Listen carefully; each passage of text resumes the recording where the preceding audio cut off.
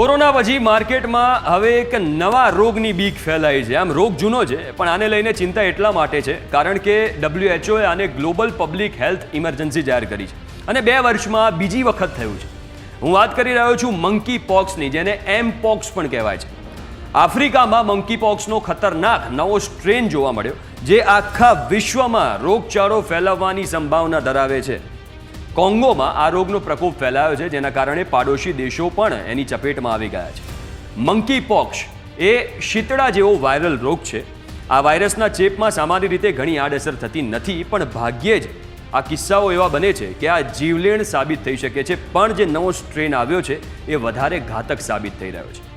આ ઇમરજન્સી ખતરાને જોતા world health ઓર્ગેનાઇઝેશને emergency meeting બોલાવી. WHOના DG ડોક્ટર ટેડ્રોસે કહ્યું કે વૈજ્ઞાનિકો દ્વારા અત્યાર સુધી કરવામાં આવેલા સંશોધનો પરથી એવું લાગે છે કે મંકી પોક્સનો નવો સ્ટ્રેન ખૂબ જ ઘાતક છે અને આફ્રિકામાં તેનો ફેલાવો થવાની સંભાવના છે. અને જો તે આફ્રિકાની બહાર જાય છે તો તે સમગ્ર વિશ્વમાં સંભવિત રીતે ફેલાઈ શકે છે.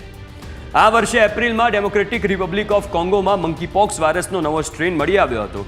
એટલો ખતરનાક છે કે 10 ચેપગ્રસ્ત દર્દીઓમાંથી એકનું મોત થઈ જાય છે, એટલે કે 10:1નો રેશિયો છે.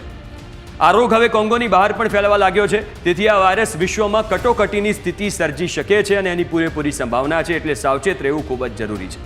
હવે આના લક્ષણો શું છે એ હું તમને જણાવી દઉં. તો સૌથી પહેલાં તો તાવ આવો, ત્વચા પર ફોલ્લીઓ થવી, માથાનો દુખાવો થવો, સ્નાયુઓમાં દુખાવો થવો અથવા થાક લાગવો, ગળામાં ખરાશ અને ઉધરસ.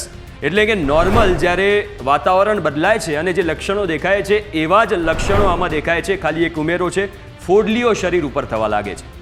હવે એમપોક્સમાં જે પરેશાનીઓ થાય છે શરીરમાં એ શું છે એ પણ જણાવી દઉં. તો આંખમાં સતત દુખાવો થયા કરે, શ્વાસ લેવામાં તકલીફ થવા લાગે, વારંવાર મૂર્છા આવી જાય, એટલે કે બેભાન થવા જેવું થઈ જાય વારંવાર, પેશાબ ઓછો આવે.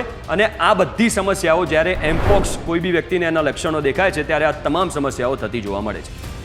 એમપોક્સ થયા બાદ શું કરવાનું એ બી જણાવી દઉં. તો 21 દિવસનું આઇસોલેશન અહીંયા આપવામાં આવે છે, જેમ કોરોનામાં આપવામાં આવતું હતું એવી જ રીતે. 3rd લેયરનું માસ્ક પહેરવું પડે છે. વારંવાર હાથ ધોવા. પછી જે ઘા છે, જે જગ્યાએ એ મંકી પોક્સના કારણે ઘા થયો છે, કારણ કે ફોડલીઓ થાય અને ફોડલીઓ ફૂટે તો ઘા થાય, એ ઘાને કવર કરીને રાખવું પડે છે. પીડિત દર્દી દ્વારા ઉપયોગમાં લેવાતી વસ્તુઓનો ઉપયોગ ન કરો. આ સૌથી મોટી ચેતવણી બાબત વસ્તુ છે કે જે પીડિત દર્દી એ વસ્તુનો ઉપયોગ કરી રહ્યો છે એનો ઉપયોગ નહીં કરવાનો. હાથને સાબુ, હેન્ડવોશ અને સેનિટાઈઝરથી સાફ રાખવા પડે છે.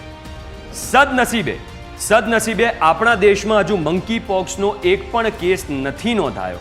આપણે આશા રાખીએ કે નોંધાય પણ નહીં, પણ સાવચેતી રાખવી ખૂબ જ જરૂરી છે અને એ હેતુથી જ આ વિડીયો બનાવવામાં આવ્યો છે. આવા જ અન્ય ઇન્ફોર્મેટિવ વિડીયો માટે તમે જોડાયેલા રહેજો ન્યૂઝ કેપિટલ ગુજરાતની સાથે.